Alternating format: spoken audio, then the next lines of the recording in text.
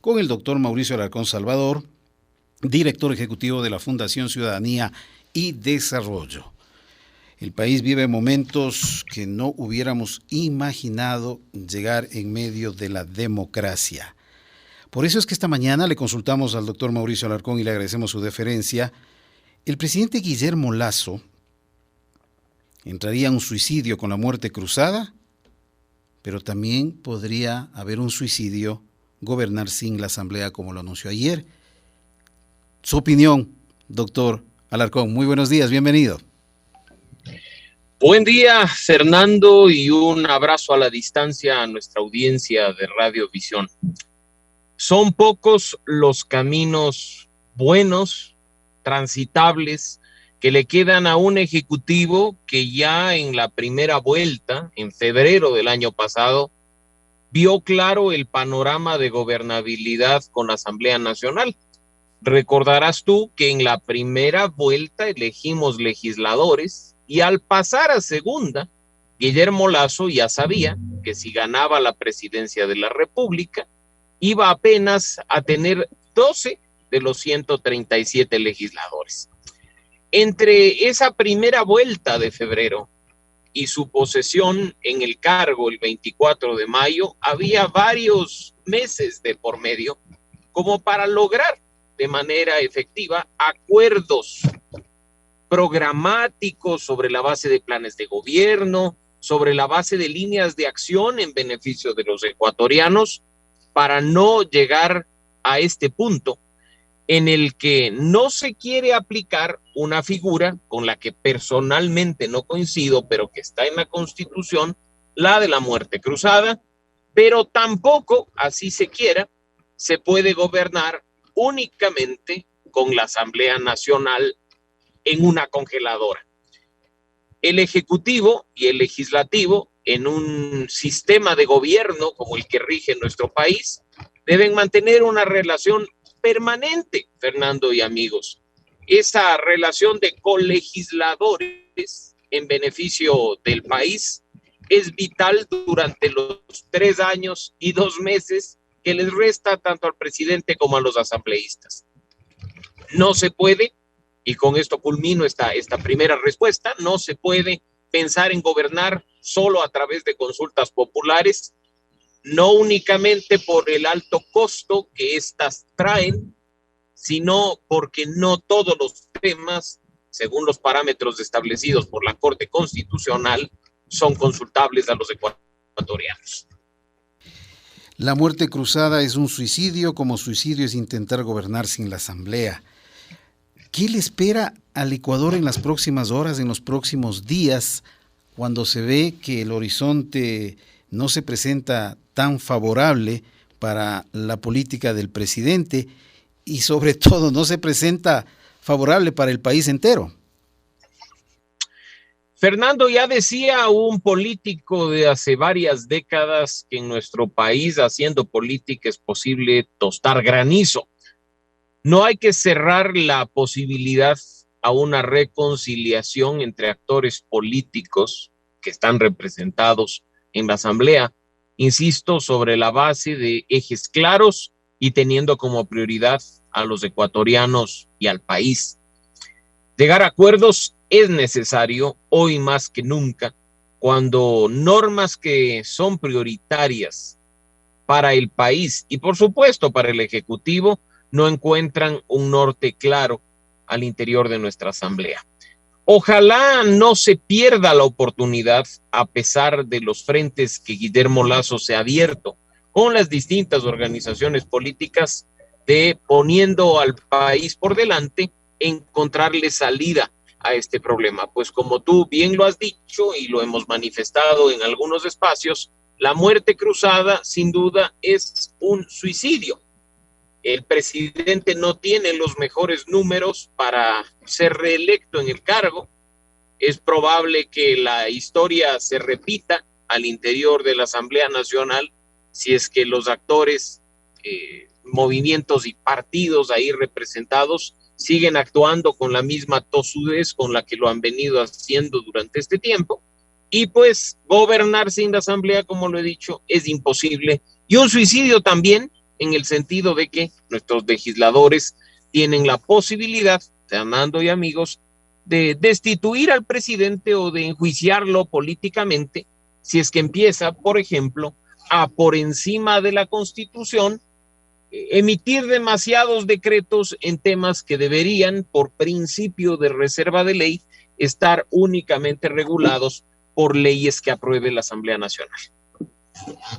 Todo esto va concatenado con una serie de acciones que se ven a diario por parte de los actores políticos. Los cambios que deberá anunciar el día de hoy, que ya ayer se advirtieron en la política del país por parte del presidente a un año de su gobierno, ¿son oportunos o a destiempo, doctor Alarcón? Cuando un gabinete no funciona, cuando ministros de Estado buscan protagonismo propio y ni siquiera son capaces de afinar mensajes con el presidente de la República, los cambios son un deber, no son señal de debilidad. En ese sentido, pues, algunos podrían estar llegando muy tarde. Algunas divisiones de ministerios que en el pasado estuvieron unidos por la persona que los ocupaba, podrían hacerle daño al país por no ser oportunos, como bien lo señalas, Fernando, y creo que pues en ese sentido no aplica el más vale tarde que nunca, definitivamente, porque en este caso están en juego la seguridad, la gobernabilidad, la relación entre funciones del Estado, entre otros temas. Veamos además si es que los cambios se concretan no solo en la cartera de gobierno, como se ha anunciado en las últimas horas, sino en otras carteras de Estado donde definitivamente hay problemas, ¿no? Problemas de cara a la relación ya del gobierno con los ciudadanos. Muchos especialistas, analistas señalan que el presidente Guillermo Lasso se preparó para ganar las elecciones, para llegar a la presidencia, pero no para gobernar. ¿Puede ser esto una reflexión comparada con lo que se está haciendo y que no ha hallado ese norte ideal para que haga un gobierno que tanto lo esperan los ecuatorianos, el gobierno del encuentro? Fernando, nos dijeron que Guillermo Lasso estaba tan listo para gobernar que se había preparado más de 10 años para ello. Planes de gobierno en las dos candidaturas anteriores. Plan de gobierno para la candidatura que resultó exitosa. En periodos pasados nos habían incluso dicho que tenían gabinetes listos, pero ya a la hora de la verdad parece ser que no era tan así. Me sumo a aquellos actores que desde la sociedad civil, tratando de ver las cosas con un poco de objetividad, por supuesto, afirma que no hay preparación para gobernar, no hay las mejores condiciones para gobernar a la interna, me refiero, cuando has tenido que recurrir no a tu movimiento y a tus aliados directos para conformar un gabinete, sino a buscar actores por fuera de él, cuando no has sido capaz de lograr acuerdos y consensos sobre la base de las necesidades una vez que viste inminente tu presidencia de la República y sobre todo cuando tienes un plan de gobierno que en el papel resulta muy bueno, pero que en la práctica sabías tenías que trabajar muy duro para lograrlo. Así es que ojalá, nunca es tarde, en este caso sí, el gobierno enmiende sus errores, supere sus tropiezos, entregue las carteras de Estado a personas preparadas y con voluntad de diálogo y de acuerdos transparentes, por supuesto, con otros sectores políticos, porque si eso sucede, más que ganar el gobierno, gana el país. La Asamblea Nacional es otro tópico que quisiéramos abordar esta mañana con el doctor Mauricio Alarcón Salvador, director ejecutivo de la Fundación Ciudadanía y Desarrollo. Ayer mismo se volvió a suspender la sesión 770 y llama la atención mirar unidos como el agua y el aceite a asambleístas de un escorreísmo, el Partido Social Cristiano y la ala rebelde de Pachacuti. Ayer, es más, uno de sus integrantes hacía una arenga a tomarse las calles del país para reivindicar derechos. ¿Cómo interpretar esta unión que se da y que está a vista de todo el mundo? Nuevamente, bien se dijo que en la política ecuatoriana hasta se puede tostar granizo. Mira que ayer en la rueda de prensa quienes estaban al frente dando declaraciones eran los jefes de bancada del Partido Social Cristiano y de la Revolución Ciudadana, o UNES, como se le conoce al interior del Pleno de la Asamblea. Claro, son condenables los hechos sucedidos ayer en la sesión de nuestro legislativo. Como condenable es no sé si llamarlo chiste, pero esta acción de la presidenta de la Asamblea de despedirse del Pleno utilizando su dedo medio para después en redes sociales afirmar que están viendo fantasmas donde no hay porque ella solo se estaba acomodando los lentes.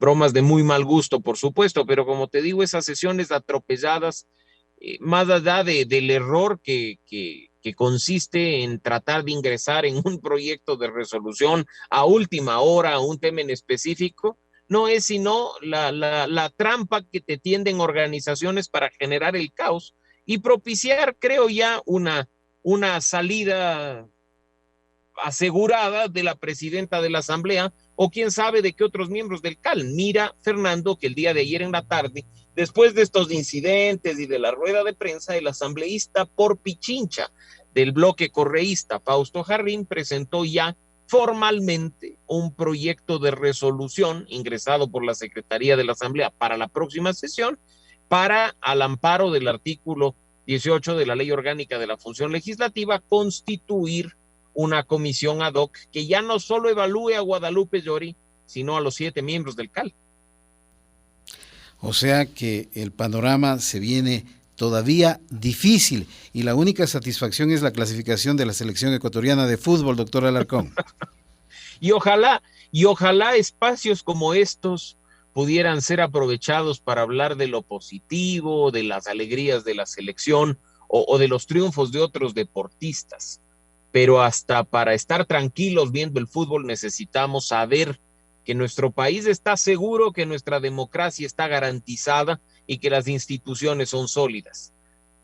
Las alegrías momentáneas como las de ayer de ver un buen partido de nuestra selección contra Argentina, yo diría merecíamos ganar, pero bueno, al menos empatamos y por la vía de penal, es por supuesto positivo y necesario en un país que ve con tristeza que su clase política ni siquiera es capaz de abrir la boca para conversar y que lo que busca es generar un caos, perjudicando, aunque no parezca, el futuro inmediato de los ecuatorianos. Finalmente, y agradeciendo la deferencia, doctora Alarcón, y por esta pregunta doble que le hicimos al final, el país sin lugar a dudas está perdiendo. Pero hay un actor político en silencio que debe estar frotando las manos este momento y que entendemos también por noticias que nos llegan del extranjero que es el flamante asesor económico del gobierno hondureño. ¿Puede ser así lo planteado? Ojalá se quede asesorando al gobierno hondureño y no intervenga en los asuntos del país, toda vez que ni siquiera puede pisar la tierra nacional porque va a terminar privado de la libertad en una cárcel. En este caso, por supuesto, hay actores que ganan y hay actores que pierden. Pierde el país entero, por supuesto, pero en política siempre hay alguien con capacidad para capitalizar o pescar a río revuelto. Y la mayor responsabilidad, Fernando, la tenemos nosotros, los ciudadanos que no podemos quedarnos de brazos cruzados y tenemos que exigir a nuestros representantes, sean de la organización política que sea, que lleguen a acuerdos, que puedan dialogar, que dejen sus posturas y sus intereses particulares para empezar a pensar en función del país.